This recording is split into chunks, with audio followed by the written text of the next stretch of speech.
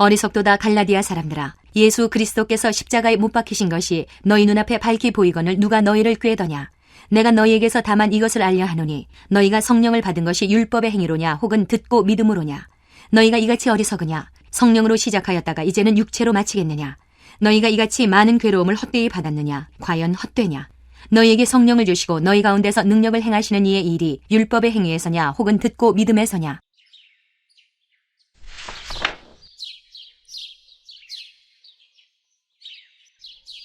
사람들은 공짜를 좋아합니다. 공짜라면 지약도 먹는다 라는 말이 있지 않습니까? 사람들이 이렇게 공짜를 참 좋아하고 누가 공짜를 싫어하겠느냐마는, 그런데 놀랍게도 또 사람들은 공짜를 싫어합니다. 공짜를 싫어한다라기보다는 엄밀하게 말씀드린다면 은혜 받기를 싫어하는 것 같아요. 바로 우리들의 신앙생활에서 이 공짜를 싫어하는 모습이 종종 드러나곤 하는 것을 보게 됩니다. 오늘 본문의 갈라디아 사람들이 그랬습니다. 그들은 하나님께서 예수님을 주시고 성령님을 거저 주신 것을 믿지 못했습니다. 은혜를 은혜로 받지 못하고 자신들의 선한 노력이나 율법의 행위로 갚아보려고 했다는 것입니다. 이것은 어리석은 신앙생활입니다. 3절 말씀 같이 한번 읽어볼까요? 너희가 이같이 어리석으냐? 성령으로 시작하였다가 이제는 육체로 마치겠느냐? 여러분들에게 100만 원은 큰 돈입니까? 적은 돈이십니까? 큰 돈이 아니라고 생각하시는 분도 있으시겠지만 우리 대부분은 큰 돈이라고 그렇게 얘기할 것입니다. 이렇게 갑자기 한 번에 쓰기가 좀 어려운 100만 원을 우리가 어렵게 마련했다고 해서 이 100만 원으로 100억을 사려고 한다면 어떻습니까? 이게 도둑놈심보 아니겠습니까? 하나님께서는 우리에게 엄청난 재산들을 주셨습니다. 여러분들의 눈과 치아, 손과 발, 몸속의 여러 가지 장기를 돈으로 환산한다면 과연 얼마나 되겠습니까? 여러분의 가족이나 더 나아가서 여러분들의 생명은 얼마 정도 할 것 같습니까? 그런데 우리는 하나님께 받은 하나님의 재산을 말 그대로 허랑방탕, 정말 무가치한 것들과 바꿔버리고 허비하면서 살고 있습니다. 예전에 제가 중학생 때에 국어 선생님께서 우리를 향하여서 농담 삼아 진담 삼아 섞어가지고 했던 말씀이 있으셨거든요. 너희들은 똥 만드는 기계들아, 건방진 똥덩어리들 이라면서 저희들한테 했던 얘기들이 생각이 납니다.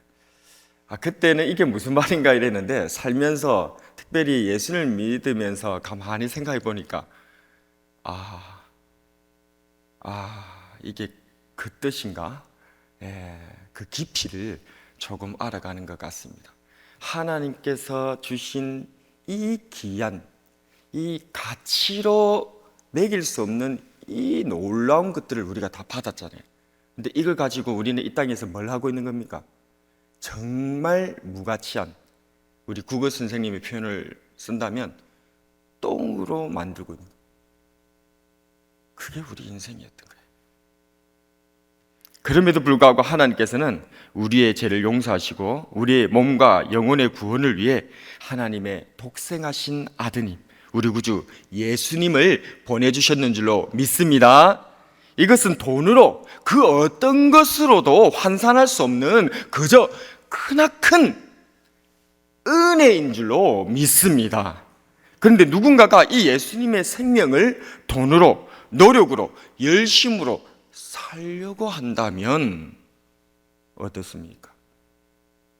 독생하신 아드님을 은혜로 우리에게 주신 하나님께서 이러한 행동을 보신다면 대체 어떻게 생각하시겠습니까? 그렇습니다. 하나님의 은혜에 대한 우리의 반응은 인간의 노력이나 행위가 아닙니다. 하나님께서 우리에게 은혜를 베푸셨을 때에 대가를 바라신 것이 아닙니다. 우리를 향하신, 나를 향하신 하나님의 사랑을 그저 믿으면 좋겠습니다. 믿음이 무엇입니까? 믿음은 사랑입니다. 믿음은 감사입니다. 하나님께서 나를 향해 베풀어 주신 그 크신 은혜와 사랑이 정말 믿어진다면, 예수님께서 나를 위해서 십자가 모진 고통 당하시고 죽어주신 것이 정말 믿어진다면 하나님을 사랑하게 되는 것입니다. 우리 예수님께 감사하게 되는 것입니다. 그래서 믿음은 사랑이고 믿음은 감사입니다. 같은 말들입니다. 그러나 하나님, 우리 구주 예수님에 대한 사랑과 감사 대신 뭔가 우리의 노력으로, 열심으로, 율법의 행위로 하나님의 은혜를 대하는 행동은 하나님 앞에 진빚을 갚아보려는 책임감 있는 어른스러운 행동이 아니라 도리어 하나님의 은혜와 사랑을 거절하고 겨우 100만 원으로 100억을, 아니 100조, 1000조를 내 것으로 만들려는 도둑놈 심보에 불과하다는 것입니다. 그러니 이것은 하나님 앞에 성숙한 신앙생활이 아니라 도리어 하나님의 은혜를 무가치한 쓰레기로 바꾸어 버리는 큰 범죄가 되는 것이지요. 하나님의 은혜는 은혜로 받는 것입니다.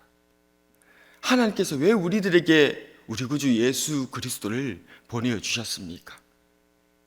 은혜를 갚아라고 보내주신 것이 아니고, 그것이 어떤 우리가 갚을 수 있는 무언가 가치를 매길 수 없기 때문에 너무 크신 하나님께서 우리들에게 표현할 수 있는 최고의 사랑의 표현이 그것이었기 때문에 그 예수님을 우리에게 보내주심으로 하나님의 사랑을 확증하셨는데, 그것을 우리가 우리의 노력으로, 우리의 행위로, 율법의 행위로 하나님 앞에 갚아보려고 하는 이 시도 자체가 얼마나 하나님의 은혜에 대한 모독인가. 그러니 은혜는 그냥 은혜로 받는 것입니다. 그것이 바로 하나님을 사랑하는 것, 하나님 은혜에 감사하는 것, 그것이 전부인 것입니다. 우리가 할 수 있는 것이 무엇이란 말입니까? 우리가 이 땅에서 대체 우리 하나님께 기여할 수 있는 것이 무엇이 있단 말입니까? 아무것도 쓸데없는 일들입니다. 우리가 하나님 앞에 가치를 쓸 수 있는 단 하나의 인간의 반응은 바로 감사입니다. 하나님께 그저 그 은혜에 너무 감사해서 사랑하는 것, 그것을 신앙생활이라고 하는 것입니다. 오늘의 묵상과 기도, 나는 영적인 도둑놈 심보가 있지는 않는가? 나는 하나님의 은혜와 사랑에 진정 감사하고 있는가? 말씀을 정리하겠습니다. 하나님의 은혜와 사랑에 대해 인간적 노력이나 율법의 행위로 반응하는 것은 하나님을 무시하는 짓이며, 심지어 하나님의 극렬한 진노를 불러오는 크나큰 범죄입니다. 하나님께서는 그저 은혜로 예수님을 보내주셨고 사랑으로 성령님을 거저 주셨습니다. 이것이 정말 믿어진다면 우리는 하나님을, 우리 구주 예수님을 사랑하고 감사할 수밖에 없는 줄로 믿습니다.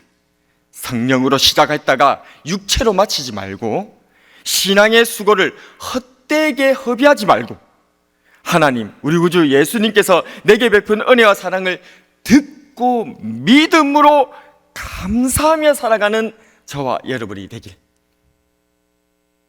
주님의 이름으로 축복합니다.